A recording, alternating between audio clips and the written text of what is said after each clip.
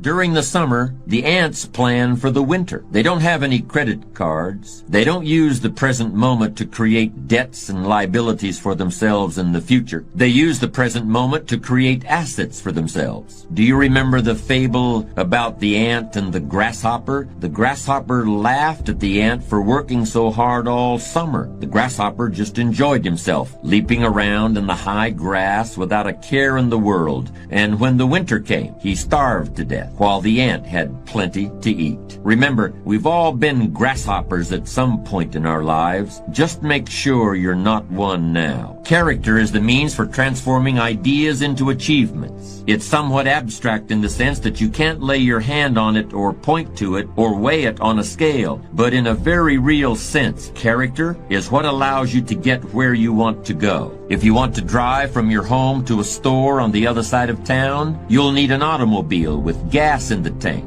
And you'll need keys to start the car, but you'll also need to know how to drive. You'll need judgment based on life experience to tell you when to step on the brakes if the light up the street changes to red. You'll need a true intention to reach your destination so that you don't keep stopping for coffee and a piece of pie every 10 minutes. You'll need to know how much time to allot to the trip so you can get home in time for whatever else you have to do. And you'll need enough maturity to call and say you're going to be late if you get stuck in a traffic jam. You can't lay your hand on any of those things, and you can't measure them with a yardstick, but they're as important to reaching your destination as the car or the gas or the keys to start the engine. They are analogs of character. Let's continue this comparison for another moment or two. There are all sorts of ways to keep track of the condition of a motor vehicle. You can look at the tires to see whether they've worn out their tread. You can look at the odometer to see how long it's been since you've changed oil. And you can turn on a switch and then walk around the car to see if the headlights and the taillights are working properly. There are objective indicators of the condition of your car. Similarly, there are ways of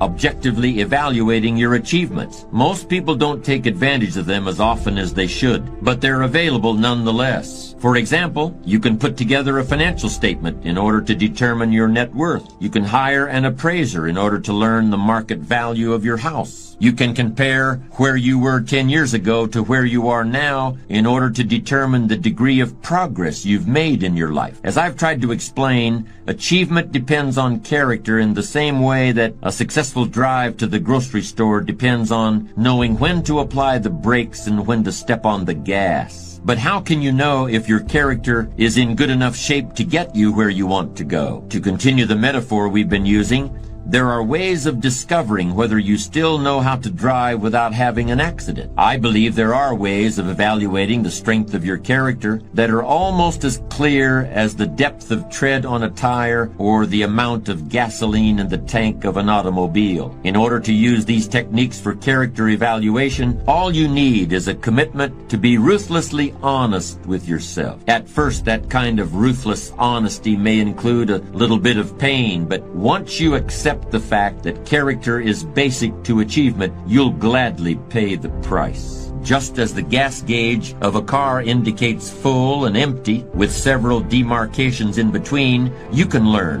whether your character has enough fuel to get you to your life's destination. You can learn to tell whether you're on full or empty or somewhere in between. But while a car runs on only one fuel that is indicated by a single gauge, character, in my opinion, can be evaluated by 4 different imaginary gauges. Here's the first one. On the right-hand side of the gauge, corresponding to the letter F for full on a gas gauge, I want you to imagine the letter R, which stands for refusal. And on the left side of that gauge, I want you to imagine the letter C, which stands for complacency. If your character is good and strong, there are certain things that you simply refuse to accept in yourself or in other people. In your work, you refuse to accept anything less than your best effort. That doesn't mean that things will always work out exactly as you hoped and intended, but that's not the point. There will always be variables you can't control, but your effort level should always be maxed out regardless. commitments. With your family, your commitment should be just as strong. You should simply refuse to compromise in any area where your family needs and welfare are concerned. And with yourself, in your personal life, you should similarly refuse to accept pettiness or dishonesty or unethical behavior in any form. That's the right-hand side of the first character evaluation gauge. On the left hand is the letter C, which stands for complacency. But it also could be the letters LIS, standing for let it slide, or even WTDA for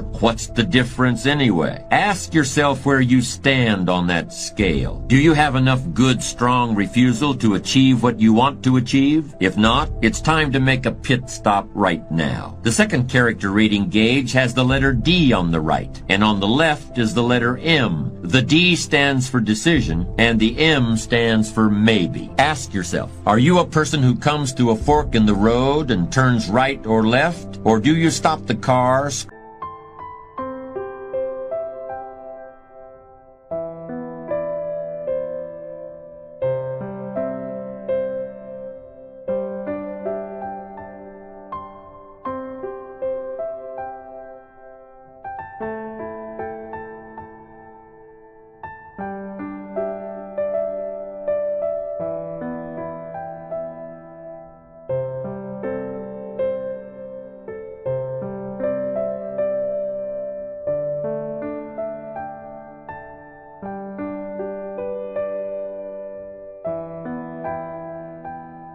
scratch your chin and say, well, maybe I'll go this way, and then again, maybe I'll go that way. And in the end, you go nowhere. Think about the big issues that are facing you in your life right now. It could be that you want to leave your job and start a business of your own. It could be that you want to get married. In any case, are you the kind of person who comes to a decision and puts it into action? Or are you someone who says, well, maybe, but then again, maybe not? Now imagine a gauge with a W on one side and an A on the other side. The W should be in bright red or orange, while the A should probably be a dingy green or pale yellow. That's because the W stands for want, as in, I want it now, or I want it real bad, or I want it so much I'll do whatever it takes to get it. The W means you'll go to law school for 5 years at night while working full-time during the day because you want to be a lawyer. The W means you'll get up at 4 o'clock in the morning every day to work on your novel because you want to be a writer. It means you'll travel from one end of the country to the other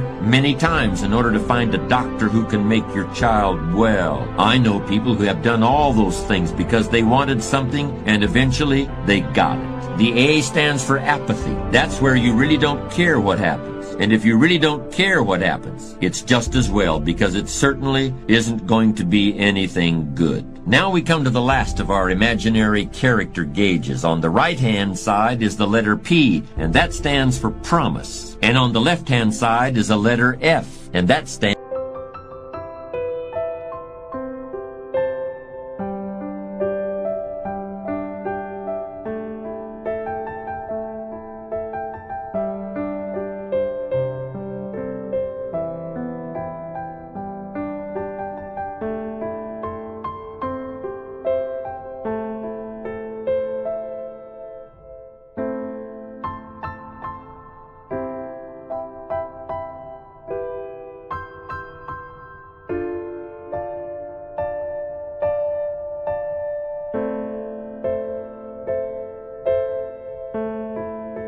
for fear. If you are a person of strong character, you will promise yourself that you will achieve your goals or what? It doesn't matter, because you never consider that possibility. You have made a promise and you're going to keep it. When you set out to drive to the grocery store, you don't stop at the doorway and think, what will I do if I don't make it? You simply intend to get to the grocery store. You know you're going to get there. You will get there. It's simply assumed. Fear is simply the inability to make a promise to yourself. It kicks in when you start thinking about all the bad things that can happen to you on the way to your destination. And before long you're thinking, wouldn't it be easier just to stay home? Isn't it safer to just stay in bed? Isn't it better to pull the covers up over my head?